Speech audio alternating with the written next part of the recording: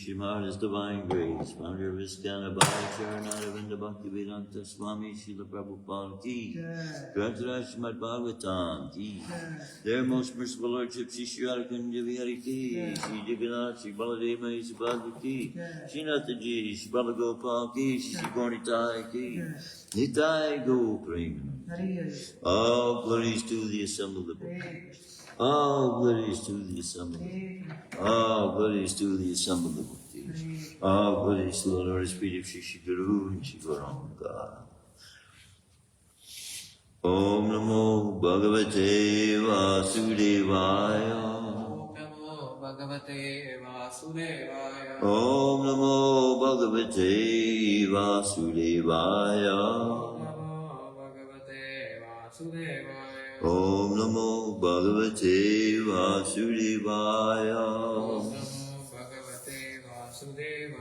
Narayanam Namaskritya Narayanam Namaskritya Naram Chaiva Narottamam Naram Chaiva Narottamam Devam Saraswatim Vyasam Devim Saraswatim Vyasam Tato Jayamiti Tato Jayamudiraye Nasta Praisya Bhadreshu Nasta Praishu Bhadreshu Nityam Bhagavata Sevaya Nityam Bhagavata Sevaya Bhagavati Uttama Shloke Bhagavati Uttama Shloke Bhaktir Bhagavati Naistaki. Bhaktir Bhagavati Naistaki.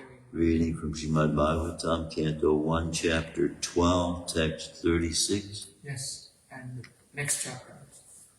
I mean, we doesn't have part, so we'll continue. Okay. We'll just read and we'll just You're right. And then we go to the next chapter. So we should have read that yesterday.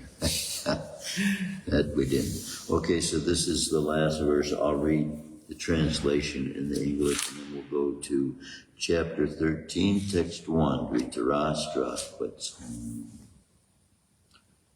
Tato ragnabhyanu nata krishnaya sahabandhubhi yaya dvaravatim brahman sarjuno yudhibirvata.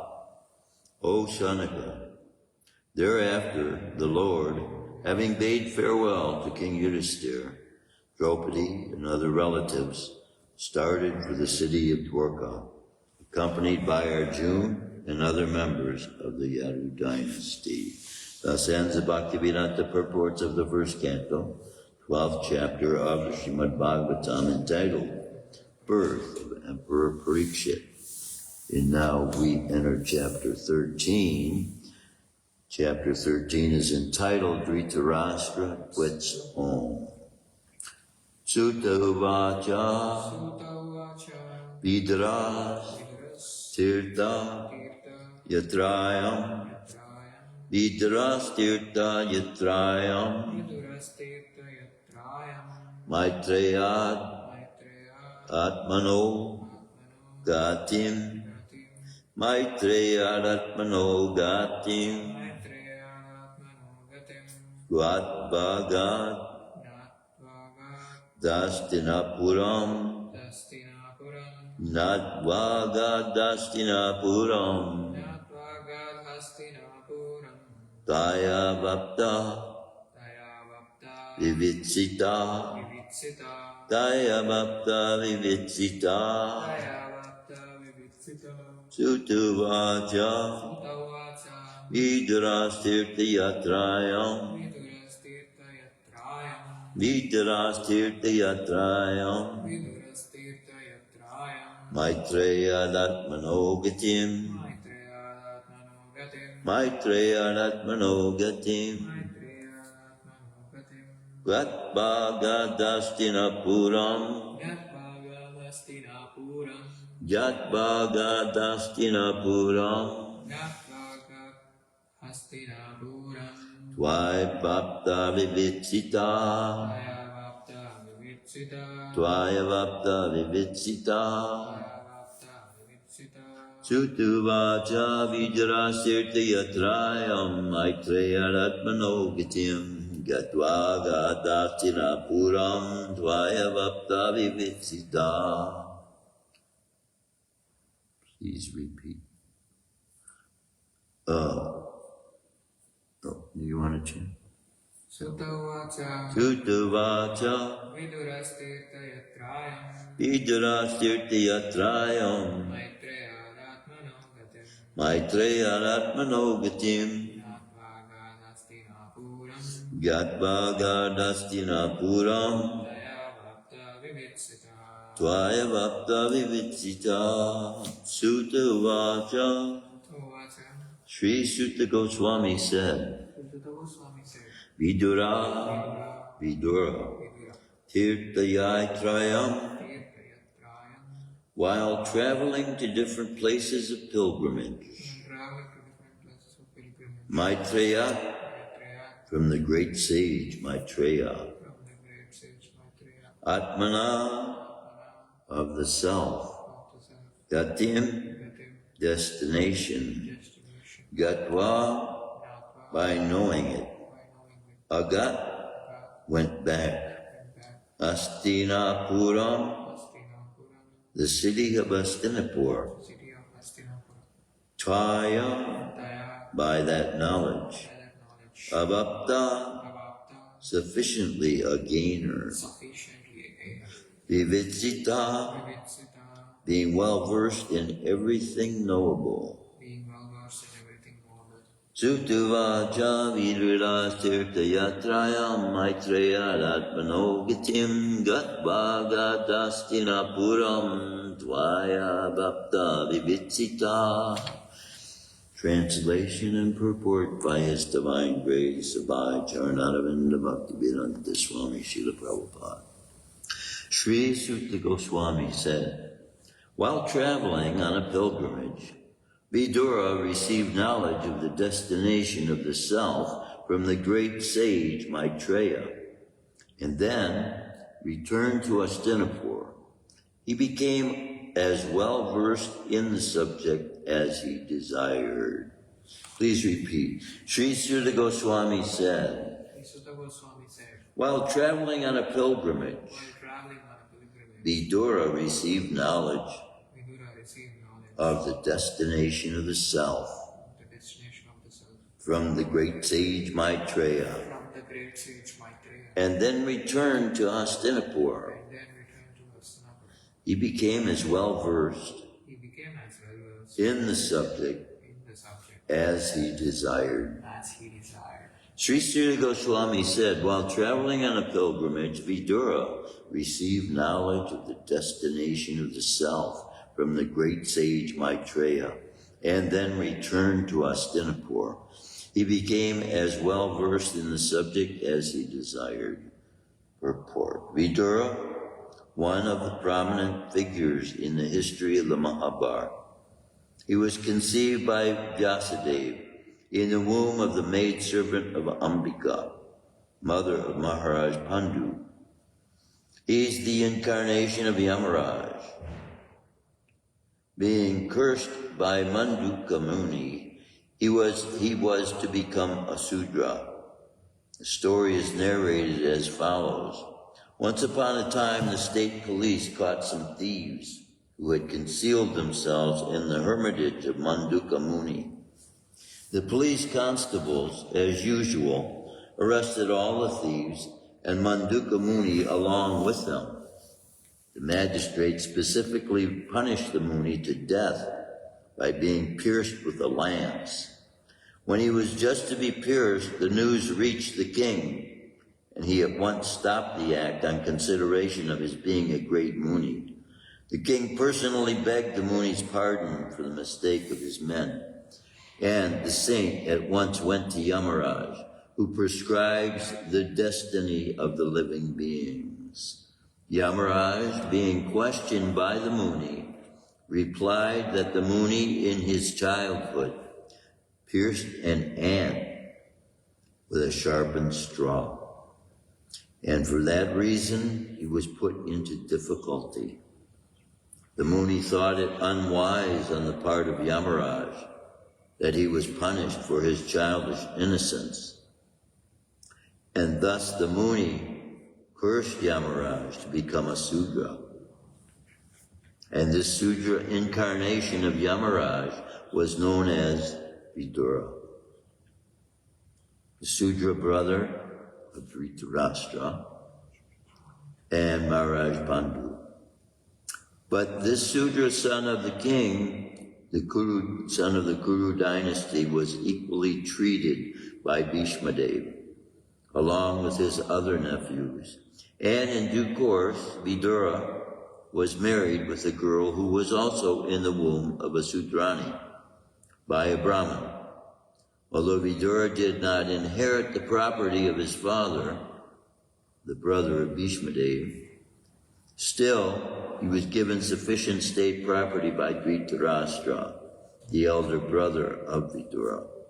Vidura was very much attached to his elder brother, and all along he tried to guide him on the right path. During the fratricidal war of Kurukshetra, Vidura repeatedly implored his elder brother to do justice to the sons of Pandu. But Duryodhana did not like such interference by his uncle, and thus he practically insulted Vidura. This resulted in Vidura's leaving home for pilgrimage and taking instructions from Maitreya. Om Jnanatamanandasya Ganandana Shalakaya Chakshushu Militam Yena Tasmai Shri Gurave.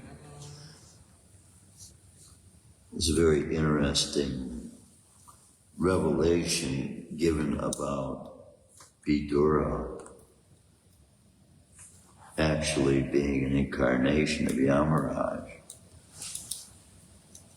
I didn't remember this account of Vidura. Jai Krishna Jai Jai. Because we generally see Vidura as someone explained here that he was attached, but that attachment was his love, and his love for guiding his brother on the right way, because his brother was taking to the attachment of his sons above the attachment to truth and honesty and these qualities that are supposed to be developed in the heart of the king. As I've been sharing in class, that these books, this Shrimadbhagavatam is the law books for the next 10,000 years. We see that these branches of religion that have mostly come from Judaism,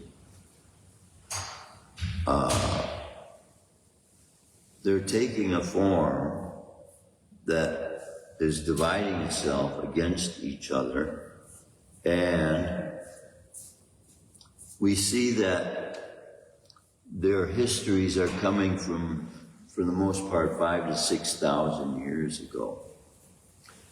And by that, by our understanding of the histories of the world and the universe, we see this as a very short period of time ago as compared to the histories given to us in Bhagavatam, some of which took place millions of years ago.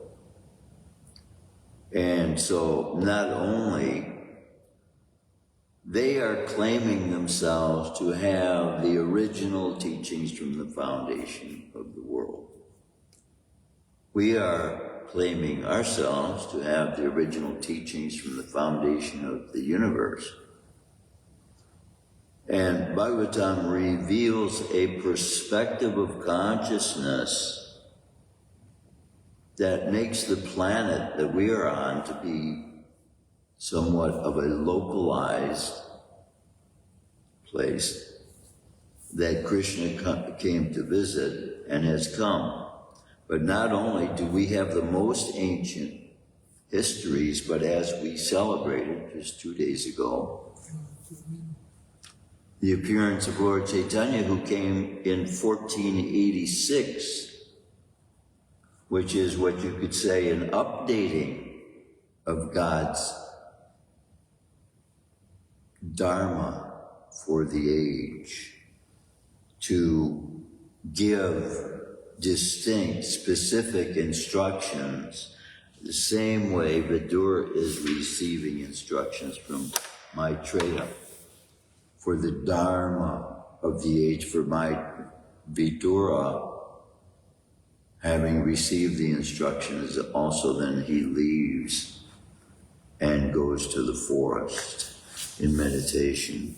So in this day and age, the application of this going to the forest and renouncing material life, which one has spent their whole life involving themselves with, now we have the institution of ISKCON for people to take shelter of and to themselves, by full realization given from the Guru, by the initiation into the chanting of the holy names of the Supreme Personality of Godhead, one comes to find their connection to the origin of all knowledge. And that the consciousness that we are experiencing, we can connect as well with the one who is sharing this body with us, so that we don't have to concoct for ourselves a way to find at the end of this life the more perfect, the eternal dwelling that all souls are looking to find satisfaction with by their seeking things in this material world. We're looking to become complete in happiness and satisfaction with all our endeavors that we're maneuvering the material energy in this world with the hopes of being able to experience some higher forms of pleasure. But without the knowledge of the eternal, all this manipulation will only keep us attached to that external energy. And so the soul, if it will take, by the advice of the Vedas, this disattachment from the things of this world entirely, we now become attached to that which is eternal. And that which we are being given is actually the same kinds of activities that were given by Krishna when he was on the planet. This cooking that's going on that we're doing, this distribution of knowledge that's going on that we're doing, this singing in the streets and carrying on. In fact, this is the update, you can say, because we not only have the most ancient, but we also have the most recent evidence in history of the most recent incarnation of the Supreme Person. I don't see any other branch or religion or institution established in the world as a spiritual institution claiming an incarnation of God to have happened in 1486. All of their incarnations they are claiming to be such happened maybe 2,000, 5,000 years ago. So we have the most ancient, but we also have the most recent. And that most recent I'm stating as such because as an update, Lord Chaitanya is giving and revealing and came to the part of the world that he considered a favorite place for him to dwell. And so to some extent, for many years after his having visited the planet, the teachings were restricted to those who had personal association with him. But now, in this day and age, by the means we have, air flight coming to the United States, Srila Prabhupada bringing with him the teachings that were given by this most recent incarnation, Sri Chaitanya Mahaprabhu, to bring in the golden age so that all human beings can know and experience love of God by creating a sound vibration with their vocal cords that are of a material nature that can be used to create a spiritual, eternal sound vibration that links us to that spiritual consciousness, that eternal consciousness that we're looking to be able to experience in all of our involvement with the things in the material world, but which do not come close to the satisfaction to be found in the concentrated hearing and chanting, the producing of a sound vibration. We're very attracted to be entertained by sounds being made to us, speaking about subject matters that we are interested in. And we come to find love being that most powerful force that has actually been the force that has caused us to come into being, unless our parents were put into a forced situation, which for the most part is not what is happening in a marriage relationship with people who are bringing life into the world.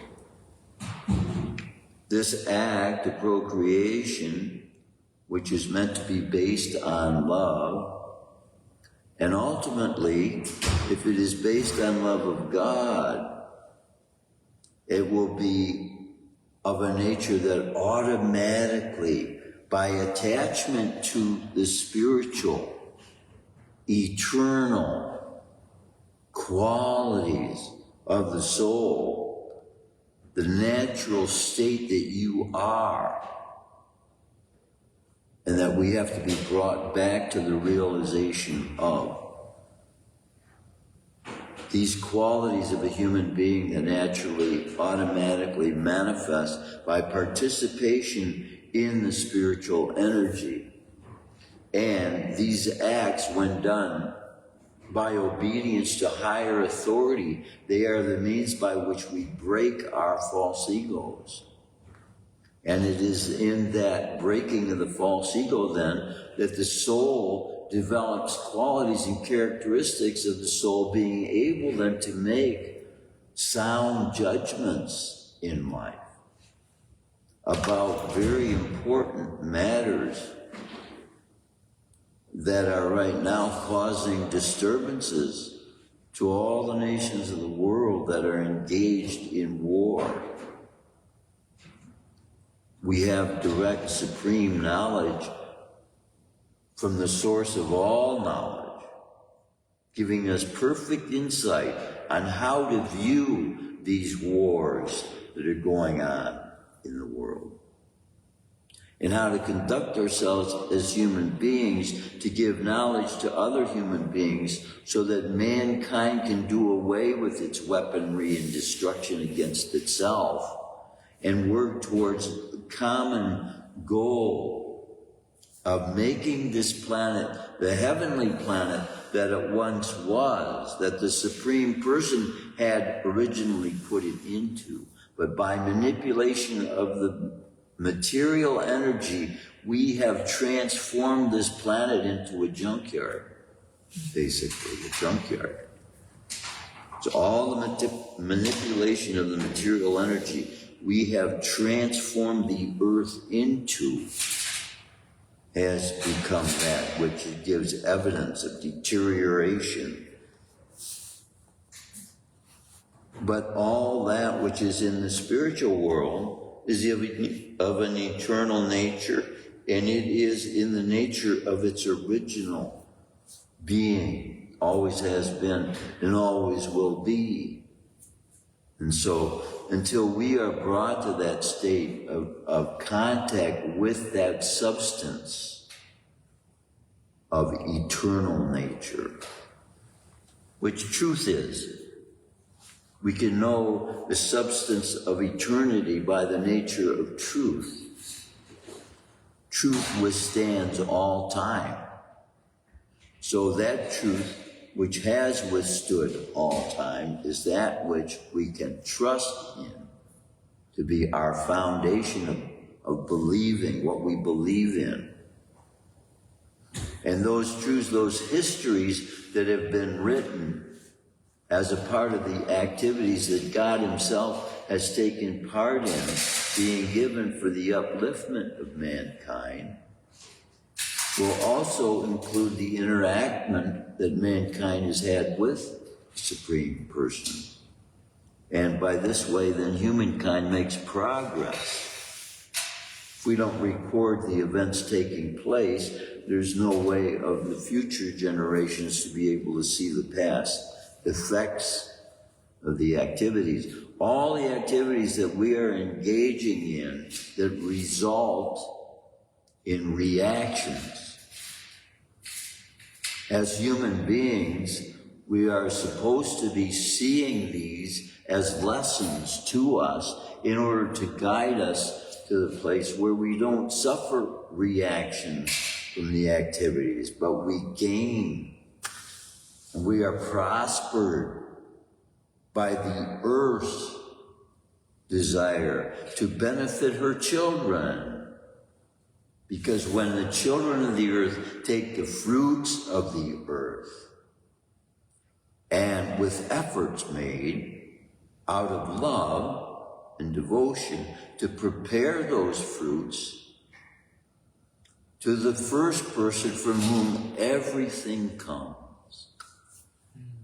And when that person who is described and named in one name as Krishna, the most attractive person there is, when he looks upon it favorably, it transforms the nature of that is offered the same way that we become transformed when we offer ourselves.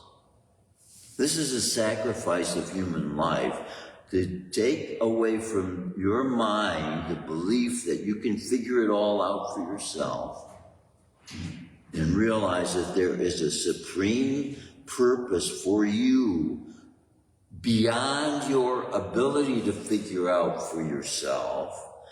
That supreme consciousness that is available to your consciousness, that is sharing this body with you, wants to give you the understanding of, but will not do that by force, but by your choice to surrender to that supreme power, that supreme consciousness, that all-knowing, that almighty force that is controlling everything, that we become free from the effects of karma. When we join in that energy, that spiritual energy that is directed at following the instructions of the Supreme Person, where Krishna says, if you offer me with loving devotion a leaf, a fruit, something to drink, I will accept it. And the qualification there is that we do it with loving devotion.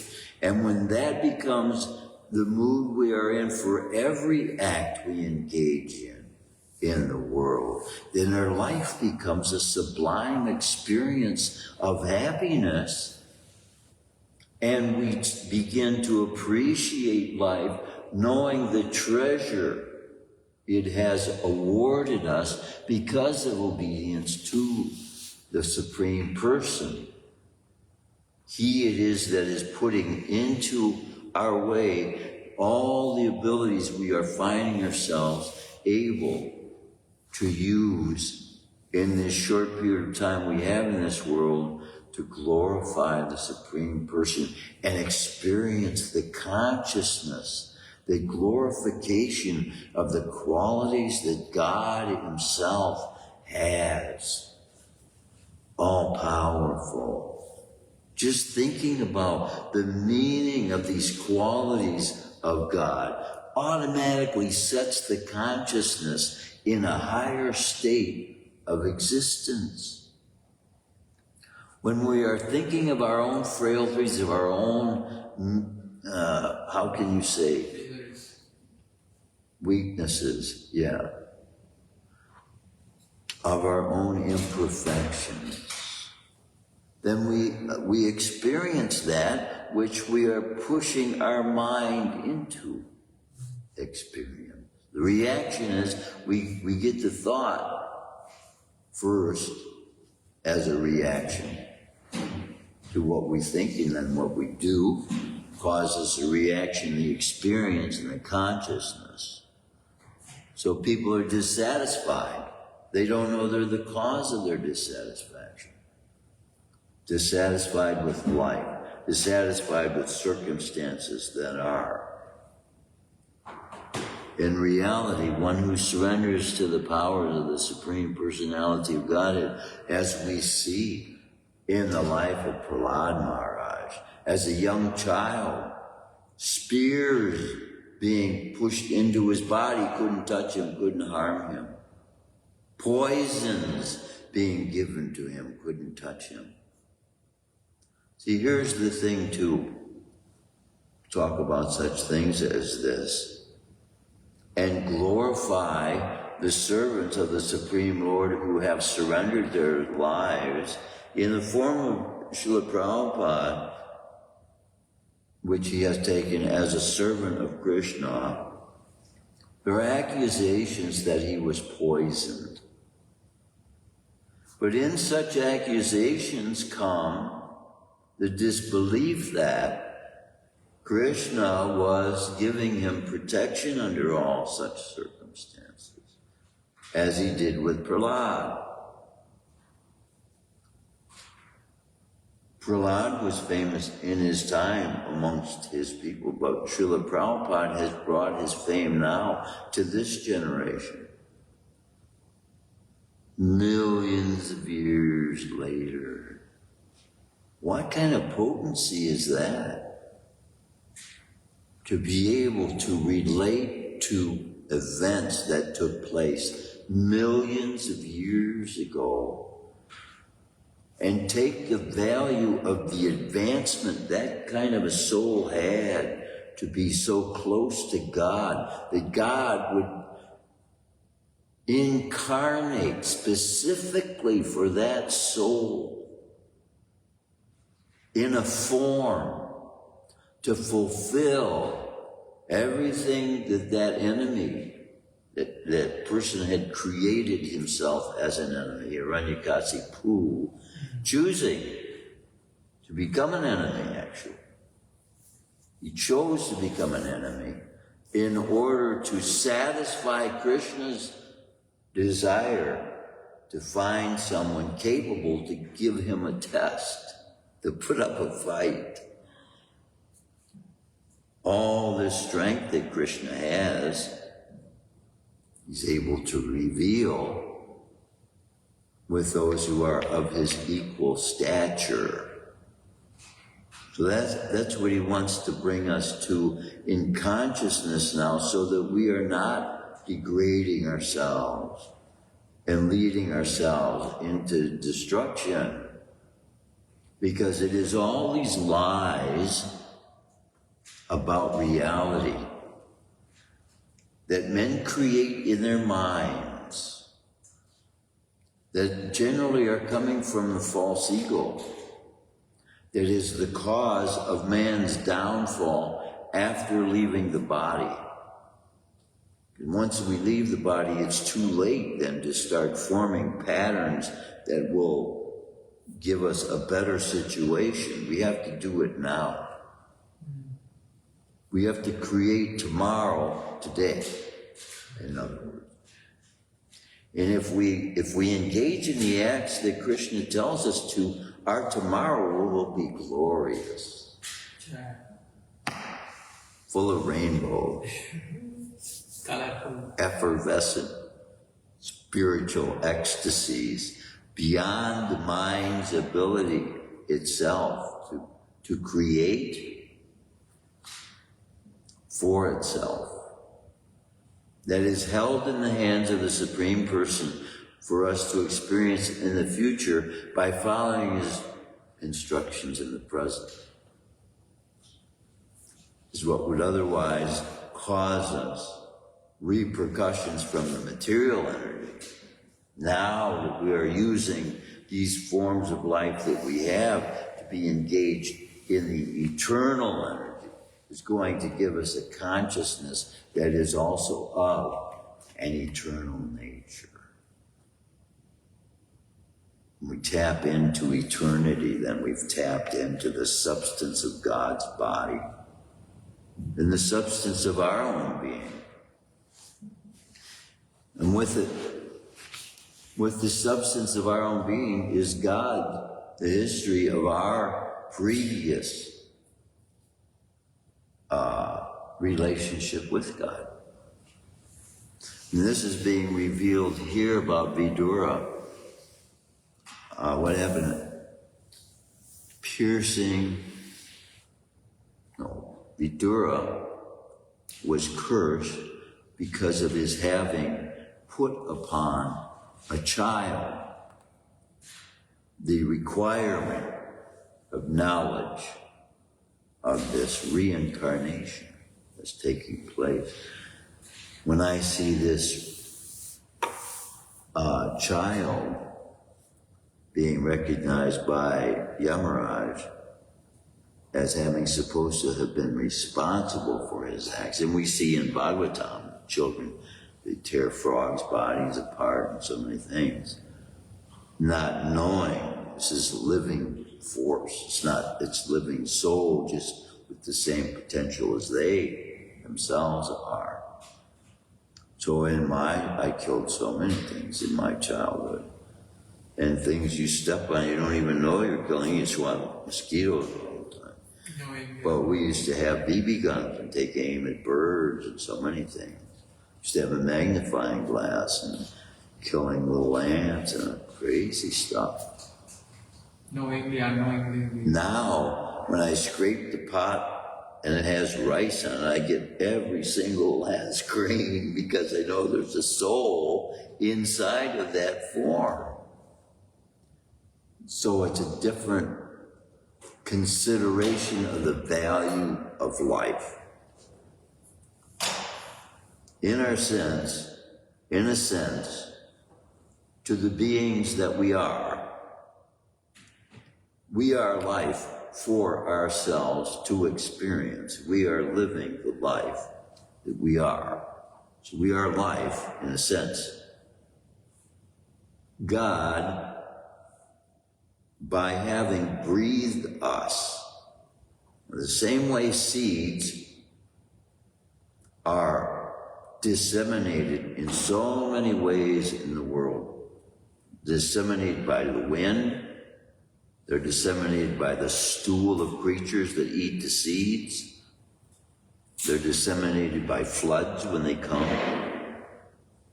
When the seeds drop from the tree, they're disseminated by that and go into the ground.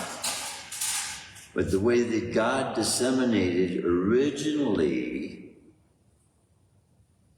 human life into the universe was by word of mouth. And that word being his name. The name of God was the original life instilled within the original person in this universe by the seed instilled within Brahma's heart.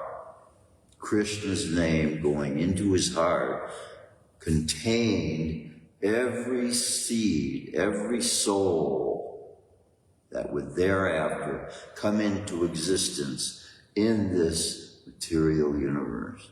Now, for us to conceive of that, for some, is very difficult to conceive of that. But we do have experience every day of the power of our own words. When your words enter into the ears of other human beings, it causes effects. You cause people by your words to think certain thoughts. Isn't that? And by those thoughts that you instill in other people's minds, if they're your children, if they're your students, if they're your respected elders, it causes in the minds of those reactions to your word. And so words are very, very powerful. They are the cause of war. They are the cause of love. They are the cause of marriage. They are the cause of birth. Words. So there is a saying, sticks and stones will break my bones, but words will never hurt me.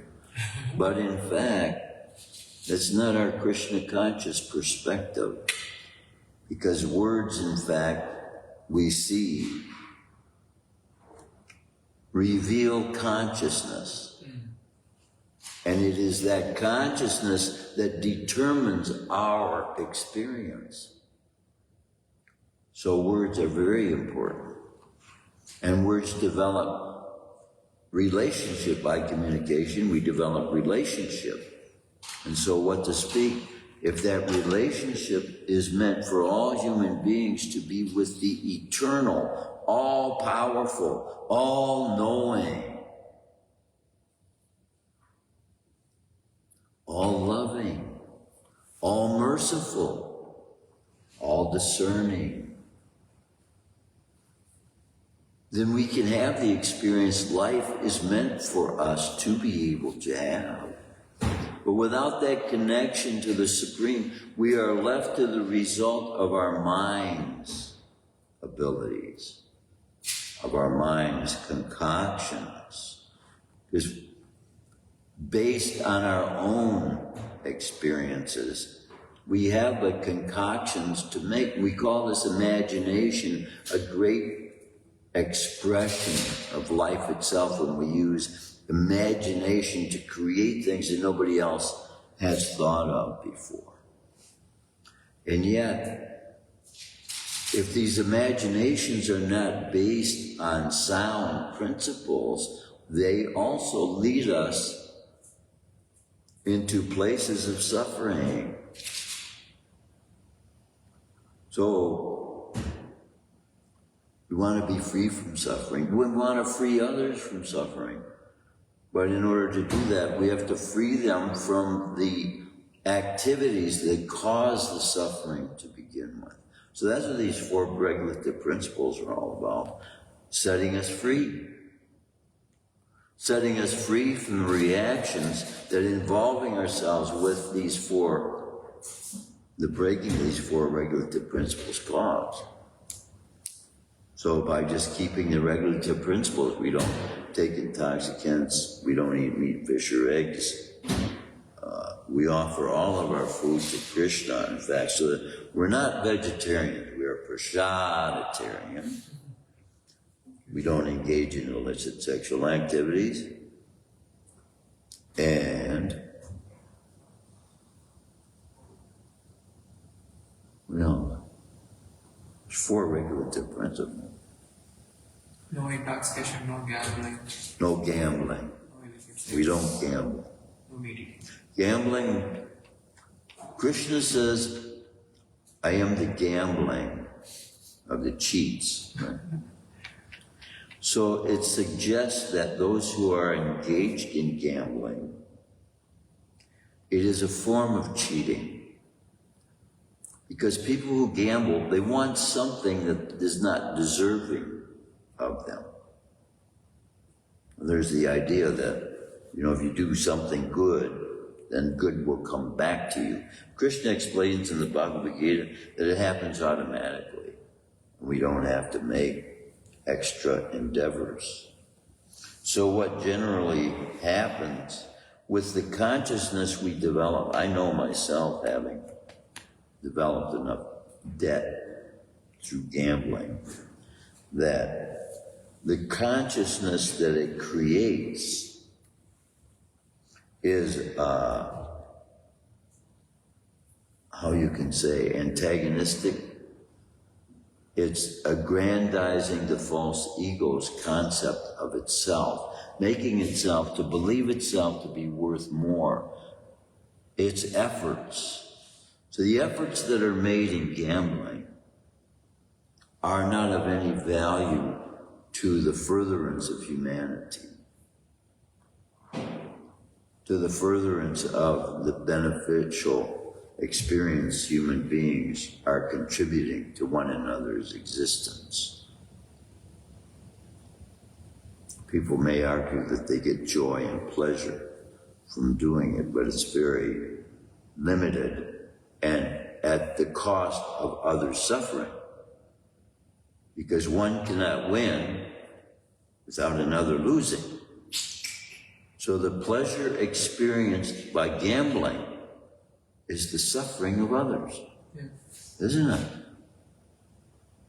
So when analyzed like this, with a solid mind, with a balanced mind, with a viewpoint, objectively, not to try and justify, we go through saying, oh, I'm going to figure out how to justify doing this act. No, but look at it from an objective perspective. And then we see why these principles are given to us for our protection. Thereby then, we're able to prosper by the accumulation of that which we don't gamble away. Because in the mind of the gambling fool, he puts gambling itself as that ulterior force that has the ability to determine his value. to determine the value of what he is considering the value of his life, to be that which he has in the bank. That's what most people are putting as the value of their existence. And that has nothing to do with eternity. That has nothing to do with love of God whatsoever. So men are putting them into position, forcing themselves into positions, in some cases, of disguised slavery. It's disguised because you get a paycheck. It's disguised. But you have to do it. You're forced, is what makes it slavery. You're forced. If you hold a job, you don't have a choice. You got to go to work. Yeah. You might put it off for a day or two, and you might take some sick time off. And when I worked at a factory, there are guys who know exactly how many days they have left to take off. And they take as many days off as they can. They count the days of sick pay that they have left. They get paid for time off, getting paid for sick pay. And the whole system is set up on a false table of values. And so this is why people are suffering. And we have turned from our needs and turned towards our wants. And if those wants and needs don't coincide with each other, we're going to experiencing that which we don't need. Simple as that. And that's the suffering that we're getting. We don't need suffering. If we can learn from our mistakes, we don't need suffering, even. Now, somebody will argue, well, suffering is made so the body tells you what's wrong with your body. And that's true. Yeah. So if we're not engaged in activities that cause us suffering, then we don't need suffering. We bring suffering upon ourselves, and by the realization that we are responsible for our suffering, then gives us the responsibility of looking how to solve our own problems. And with that pursuit then comes the dependence upon the Supreme, who is in control of all, everything, all control. Then comes surrender. And then when we know we're not the controller, then responsibility comes with what we have to do. And as long as we do that which is of a responsible nature, we won't be accountable for that which is punishment. All suffering is punishment. Things we did wrong. All we got to do is do right. We won't suffer for doing wrong. Got any comments, any questions, any realizations? Simple principles, but they're difficult to keep in some cases. Yeah. When we develop attachments to these things that we, in our minds, believe, because we're putting them in the wrong place in our mind, provide so much satisfaction to our tongue, to our ears, to our eyes, to our senses, these things. And it's all temporary, momentary. I was realizing this morning when I was chanting Gayatri, chant Om Bhurabhava Swata. These are 3 different time zones. The lower planetary system is experiencing time in a different way. Middle planetary systems like we're in is experiencing time. Heavenly planetary system is experiencing time in a different way. Just like we see the same way in the creatures on this planet. The dog, it is said that a dog, because his life is for 35, 40 years maximum, and he's actually experiencing 7 years for every year. Every year he lives is equivalent of about 7 years to a human being. So, when we become Krishna conscious and we become more attuned to our place with the Supreme, time itself becomes of a completely different nature. And this is our relationship with Krishna.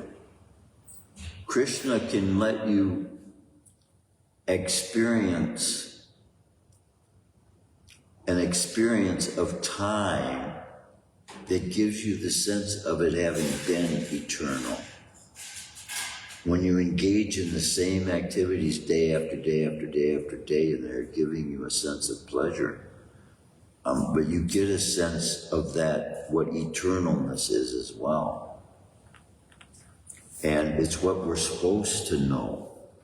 We're supposed to know. This process is giving us the ability to be able to tune in to what eternalness is. It is the nature of the acts that we engage in Krishna consciousness. And I don't know any other process giving that or explaining that. But everything is explained clearly in Krishna consciousness. We don't see deference to questions either. No questions should go unanswered between the guru and the disciple. The guru knows the answer by supersoul. And if the disciple asks a question impertinent to the development of spirituality, it's not a question worth asking. But even those that might seem like they're not worth asking, because everything is connected to Krishna. So then we can say every question is worth asking. Any comments, any questions, any realization? Jai. All glory to your service. Jai, all glory to Srila Prabhupada. Granta Shrimadbhagavatam. Ki Jai. Everyone's realization of eternity. Ki Jai.